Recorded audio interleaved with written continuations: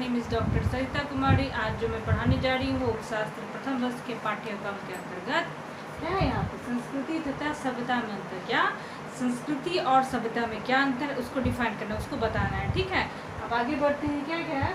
सभ्यता अब मापने का एक निश्चित मापदंड है। क्या है? सभ्यता को आप माप सकते हैं, उसकी जो मापन प्रक्रिया हो सकती है, पर संस्कृति की कुशलता एवं उपयोगिता का अमापनीय है। क्या संस्कृति की जो कुशलता है, संस्कृति कितना बेहतर है और उसकी जो उपयोगिता है कैसी है, क्या उसकी माप कर सकते? नहीं। सभ्यता का मापन हो सकता है लेकिन संस्कृति का मापन नहीं हो सकता। क्यों नहीं हो सकता है? क्योंकि कुशलता का और उपयोगिता का अमापनीय संभव नहीं है। ठीक है, किसी भौतिक पदार्थ की कुशलता या उपयोगिता को आसानी से मापा जा सकती है। यानी भौतिक कुशलता, यानी मान लीजिए पुराने टाइम में कोई शिल्प कला हो, जैसे भवन बना हो, उसका मापन आप कर सकते हैं क्योंकि भौतिक दिख रही है, उसको आप माप सकते हैं। क्या है? भौतिक पदार्थ की कुशलता यानी उपयोगिता, यानी उसकी कुशलता और उसकी उपयोगिता तो क्या है? आसानी से मापा जा सकता है। यानी आप सभ्यता के अंतर्गत आप उसकी उपयोगिता और उसकी कुशलता को मापा जा सकता है। भौतिक पदार्थ क्या है? भौतिक पदार्थ की कुशलता या उपयोगिता को आसानी से मापा जा सकता है। ठीक है, जो बोझ, जैसे कि मान लीजिए हमने जो ट्रक पे जो बोझ लदाता है, जो लाते हैं, चाहे गिट्टी हो, बालू हो, सीमेंट, जो भी हो, कोई भी सामान हो, तो जो ट्रक पे आप लाते हैं, क्या वही चीज़ आप बैलगाड़ी पे ला सकते हैं? बिल्कुल नहीं, ऐसा हो सकता है? संभव ही नहीं है।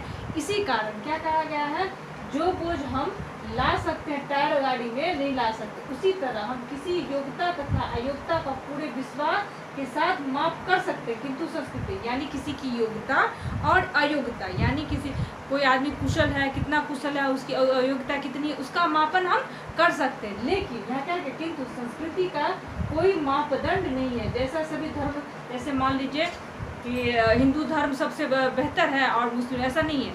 क्या कहा गया है? सभी धर्म में कौन सबसे बड़ा है यह कहना मुश्किल है। कहता है सभी धर्म में कौन धर्म सबसे बेहतर है, बड़ा कहना मुश्किल है, क्योंकि किसी के लिए वो धर्म अच्छा वहाँ बेहतर है और किसी के लिए वो धर्म उसके लिए बेहतर है। ठीक है, मान लीजिए कोई कहे कि बर्नार्ड शॉ जो है, बर्नार्ड शॉ जो राइटर है, बहुत जाने माने राइटर है, वो और शेक्सपियर, इनमें से बेहतर कौन है, या ये डिसाइड कर सकते हैं? नहीं, बिल्कुल नहीं। कोई कहेगा कुछ बर्नार्ड शॉ की तरफ जाएंगे, कुछ शेक्सपियर की तरफ जाएंगे कि नहीं ये बेहतर है। इन दोनों का मापन किया जा सकता है। ठीक है, नहीं कहा जा सकता है। ठीक है, नहीं कहा जा सकता। उसी तरह कौन बेहतर है, कि बर्नार्ड शॉ बेहतर है कि शेक्सपियर, ये नहीं कहा जा सकता। कि कुछ लोग होंगे जो बर्नार्ड शॉ की तरफ चले जाएं, कुछ जो होंगे शेक्सपियर की तरफ चले जाएंगे, लेकिन ये कोई नहीं सकता कि इन दोनों में से कौन बेस्ट नाटककार है। ठीक है, क्लियर है?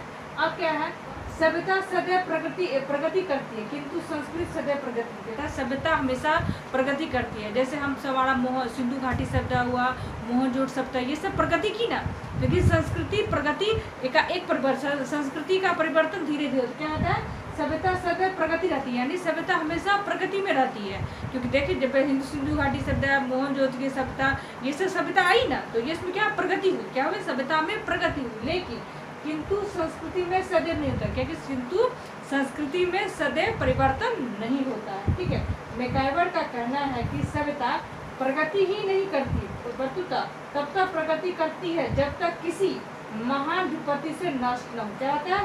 सभ्यता प्रगति ही नहीं करती, परंतु तब तक प्रगति करती है जब तक किसी महान विपत्ति न हो। जैसे कि सिंधु घाटी में तब तक प्रगति की जब तक वो नष्ट, कोई विपदा के कारण नष्ट हो गई। चाहे मोहनजोदड़ो कोई सभ्यता थी, तब तक वो प्रगति गई, या किसी कारणवश वो विनाश के कारण नष्ट हो गई, क्या तब तक वो प्रगति करती। किसका कहना था? मैकाइवर का कहना था। ठीक है, अब क्या है, सभ्यता बिना प्रयत्न के हस्तांतरित हो जाती है, यानी सभ्यता को बिना प्रयत्न का हस्तांतरित किया जा सकता है। कैसे?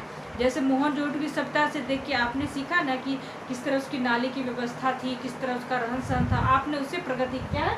सभ्यता बिना प्रयत्न के या बिना प्रयत्न के आप हस्तांतरित कर सकते हैं, कि पर संस्कृति का नहीं, संस्कृति का हस्तांतरण आप नहीं कर सकते। सभ्यता बिना प्रयत्न के, कि संस्कृति को आपको पीढ़ी दर सिखाना पड़ता है। क्या संस्कृति को, व्यक्ति को आपको सिखाना हुआ, वो डायरेक्टली हस्तांतरित नहीं हो सकता, लेकिन सभ्यता का हस्तांतरित का हो सकता है। ठीक है, संस्कृति को समझ सकते हैं जिनको इसका ज्ञान नहीं, यानी संस्कृति को क्या होता है, समझ नहीं सकते। किसी की संस्कृति को तब तक नहीं समझे जिससे उसका ज्ञान ना हो। ठीक है, जैसे संगीत वो नहीं समझ सकता जिन्हें संगीत शास्त्र का ज्ञान है। यानी संगीत जो है, मान लीजिए कोई म्यूजिक सीखता है, संगीत सीखता है, ठीक है, संगीत सीखता है, उसको तब तक पता नहीं चलेगा उसको ज्ञान। अगर मान लें किसी ऐसे आदमी को संगीत के बारे में बताएं कि जिसको संगीत या कोई नॉलेज है, तो उसको संगीत से कोई फायदा नहीं। वही कहने का मतलब क्या कहता है, संगीत जो है वो नहीं समझ सकता, संगीत को वो नहीं समझ सकता जिन्हें संगीत शास्त्र का ज्ञान हो, जिन्हें संगीत शास्त्र का ज्ञान न हो। ठीक है, जैसे कालिदास ने मेघदूत का मम समझ सकते हैं। जैसे कालिदास जो थे, मेघदूत के जो दर्द थे वो मेघदूत के मम थे, वो समझ सकते हैं, समझते हैं। जो संस्कृति जानता हो वही, और उसका मम कौन समझता है, जो वो संस्कृति जानता हो, यानी उसके बारे में जानता हो। ठीक है, एवं जिसे काव्य शास्त्र का ज्ञान हो, यानी जो वही कालिदास के मेघदूत का मम वो समझ सकता है, जिसमें उस शास्त्र का ज्ञान हो, काव्य शास्त्र का ज्ञान हो, वही समझता है। दूसरा व्यक्ति नहीं समझ सकता उस संस्कृति के बारे में, उस चीज़ के बारे में। ठीक है, यदि हम बहुत बड़े कवि हैं, बहुत अच्छे खिलाड़ी हैं, तो हम अपने गुणों को जब चाहे तब अपने बेटों में हस्तांतरित कर सकते हैं। क्या मान लीजिए हम बहुत बड़े कवि हैं या बहुत बड़े खिलाड़ी हैं, तो हम अपने को क्या कर, उसको हम सिखा के ट्रेन करके अपने गुण उसको देख सकते हैं। ठीक है, क्लियर है। उसके क्या है, सभ्यता बिना किसी परिवर्तन या हानि के ग्रहण की जा सकती है। क्या है, सभ्यता बिना किसी परिवर्तन, यानी जैसा है वैसा, और किसी हानि के ग्रहण किया जा सकता है। सभ्यता को बिना हम चेंज किए, परिवर्तन किए ग्रहण कर सकते हैं, हानि और बिना हानि के ग्रहण कर सकते हैं, पर संस्कृति ग्रहण नहीं की जा सकती। सभ्यता कोई भी समाज उसी रूप में ग्रहण सकता है, सभ्यता को कोई भी समाज उसी रूप में ग्रहण कर सकता है जैसा है वो। ठीक, माने मोटर, जैसे मोटर अमेरिका में बनती है, किंतु वह संसार के किसी भी देश में, यानी ये परिभाषा रूप में, यानी इसको जैसे यानी ऑब्जेक्टिव रूप में समझा सकती हूँ आपको। जैसे मोटर जो गाड़ी इंजन का जो मोटर होता है अमेरिका में बनती है, किंतु वो संसार किसी भी देश में उसी रूप में जाती है। मान लीजिए किसी भी वस्तु का निर्माण अमेरिका, जैसे मोटर जो इंजन में लगने वाली मोटरसाइकिल में जो लगने वाली मोटर, उसका निर्माण अमेरिका कर रहा है, लेकिन देखिएगा वो मोटर हर देश, हर प्रांत में जाता है और हर लोग उसका यूज़ करते हैं। क्या कहते हैं, किसी भी देश में उसी रूप में जा सकता है, उसका उसी रूप में व्यवहार हो सकता है, यानी उसका रूप जो होगा वही रहेगा। ठीक है, इस वीडियो में आपने क्या समझा, इस वीडियो में मैंने संस्कृति और सभ्यता के अंतर के बारे में बताया, उसके डिफाइन किया कि किस तरह सभ्यता संस्कृति से अलग है। सभ्यता को हम